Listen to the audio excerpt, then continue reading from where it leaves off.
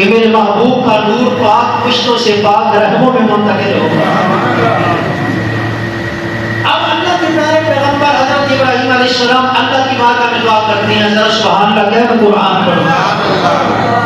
اب دعا کیا کرتے ہیں؟ اللہ کی بارگاہ میں ہاتھ اٹھاتے ہیں، دعا کرتے ہیں، رب ہب لی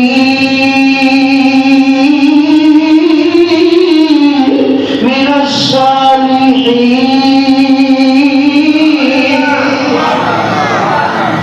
اللہ کی بارگاہ میں دعا کرتے ہیں، اللہ مجھے نیک صالح بیٹا عطا فرما۔ عمر کتنی ہو چکی ہے؟ ایک روایت میں آتا 80 سال، ایک روایت میں آتا 90-91 سال آپ کی عمر ہے۔ اللہ کی بارگاہ میں دعا کرتے ہیں، جب 91 سال 90 سال کا بندہ ہو جائے اولاد کیسے؟ لیکن آپ دعا کرتے ہیں، رب ہب لی من الصالحین۔ یا اللہ نیک صالح بیٹا عطا فرما۔ نیک بیٹے دی دعا کی تھی، اے بھی معلوم ہے اللہ دی بارگاہ چھو اولاد مانگو تے نیک اولاد مانگو، صالح اولاد مانگو۔ اللہ نے دعا قبول فرمایا۔ اللہ نے فرمایا فبشرنا بغلام حلیم۔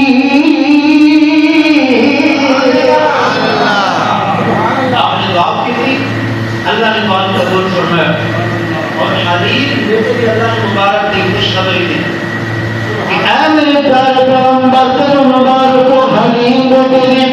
حضرت سیدنا اسماعیل علیہ نبی علیہ السلام آپ نے جس وقت ولادت ہوئی نور سی مصطفیٰ دا آپ کی پیشانی کے اندر جب نور چمکیا، اللہ نے پیارے پیغمبر روایت کے اندر آندا قصص الانبیاء اٹھائے طریقہ اٹھا کے دیکھے، اللہ کے پیارے پیغمبر حضرت ابراہیم علیہ السلام نے اپنے بیٹے کو دیکھا، بیٹا بڑا خوبصورت ہے، خوبصورت کیوں نہ ہو، پیشانی کے اندر مصطفیٰ کا نور جو ہے، سرکار پاک کا نور جو پیشانی کے اندر ہے، پھر خوبصورت کیوں نہ ہو۔ اللہ نے پیارے پیغمبر حضرت ابراہیم علیہ السلام اپنے بیٹے جو اٹھا کے بیٹھے ہیں، اولاد والے جو پچھلے پارے اولاد مل جائے، پھر باپ نو کتنی خوشی ہوندی ہے، ماں نو کتنے چاہ ہوندے ہیں، اللہ نے اولاد دی ہے، پھر اللہ کے پیارے پیغمبر اللہ کے کولوں اولاد مانگ رہے ہیں، نیک صالح اولاد مانگ رہے ہیں، پھر اللہ نے بیٹا عطا کیتا، بیٹے دے نال پیار کر رہے ہیں، کبھی بیٹے دی پیشانی نو چوم رہے ہیں، کبھی بلّا نو چوم رہے ہیں، بیٹے دے نال پیار کر رہے ہیں۔ حالانکہ سارا پاک نے جس وقت دیکھا وہ اپنے آپ کو باج بند سفر کر دیا سن۔ ایک روایت کے اندر آتا کہ آپ کی جو اولاد سی حضرت اسحاق پاک سن، ایک روایت کے اندر آتا کہ نہیں اجے اسحاق پاک کی ولادت نہیں ہوئی سی، اپنے آپ کو باج بند سفر کر دیا سن کہ میری جو اولاد نہیں ہے حضرت ابراہیم حضرت حاجرہ پاک کی جو اولاد ہے، میرے جو اولاد نہیں ہوئے، اپنے آپ کو باج بند سفر کیتا کہ آنکھیں کہنیاں نے اے ابراہیم اسماعیل نو بھی لے لو، ادما حاجرہ نو بھی لے لو، اس مقام اس جگہ تے چھوڑ کے آؤ جتنے نہ کوئی سبزہ ہوئے نہ کوئی پانی ہوئے، چٹیا میدان ہوئے۔ اجے جس وقت حضرت اسحاق پاک نے عرض کی تھی آپ سوچ ہی رہے ہیں، اللہ نے فرمایا جبریل جی مالک کو حکم ہے، فرمایا میرے خلیل دی بارگاہ کے اندر جاؤ تاکہ پیغام پہنچاؤ، میری بھی رضا ہی ہے۔ فرمایا میرے پیارے پیغمبر میری بھی رضا ہی ہے، تیری حضرت سارا پاک دی رضا ہے، منشا میری بھی رضا ہی ہے۔ چلو اللہ کا حکم ملیا، حضرت جبریل امین پاک جنت وچ مراد لے کے آئے، حضرت ابراہیم نے چند کھجوراں کوئی ستو دا بھی ذکر آندا، تھوڑا جہا پانی مشکیزے کے اندر لے کے چلے برات بیٹھے